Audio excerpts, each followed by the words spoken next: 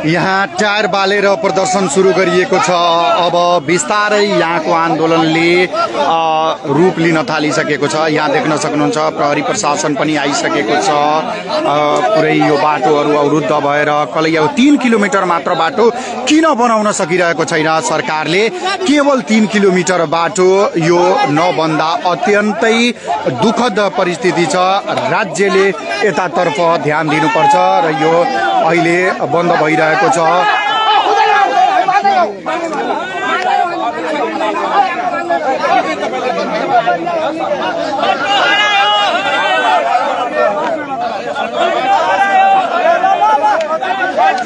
बाटो बन्द गरिएको छ। विद्यार्थीहरू पनि यहाँ आन्दोलनमा सहभागी भइसकेका छन्। उनीहरूले पनि बाटो बन्द, यो बाटो छिटोभन्दा छिटो बन्नुपर्छ भनेर उहाँहरूले भनिरहनु भएको छ।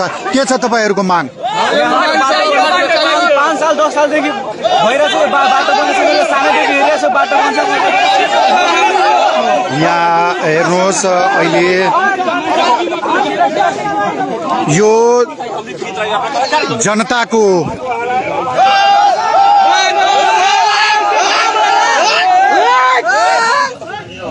यो बाटो कुनै सरकारको विरोधमा नभएर यो सम्पूर्ण यो केवल यो बाटो बन्नुपर्छ भनेर उहाँहरूले भन्दै हुनुहुन्छ र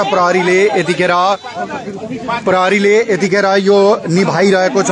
तर जनताहरू यो बाटो बन्नुपर्छ, बाटो हामी बनाउँछौँ भनेर उहाँहरूले यहाँ निरन्तर लागिरहनु भएको छ।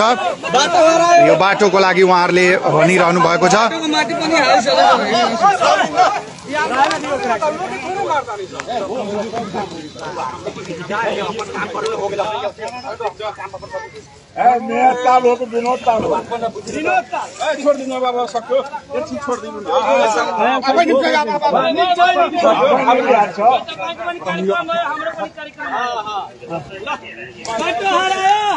प्रहरीहरू यतिखेर यो जुन टायर बालेर प्रदर्शन भइरहेको छ यसलाई साम्य पार्न खोज्दै हुनुहुन्छ र यो बाटो जसरी पनि बनाउनु पर्छ भनेर आम जनताहरू पुरै आक्रोशित छन्।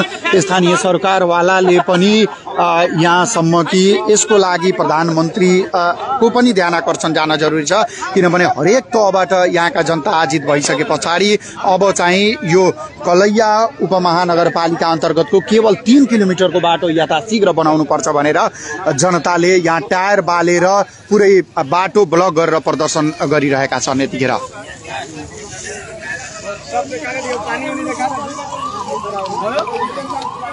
पानी टंकी आ गए, एम्बुलेंस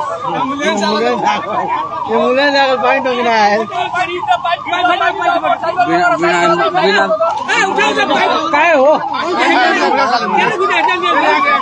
एम्बुलेन्स आइसकेपछि उहाँको लागि यो बाटो खोलिएको छ। देख्न सक्नुहुन्छ तपाईहरु।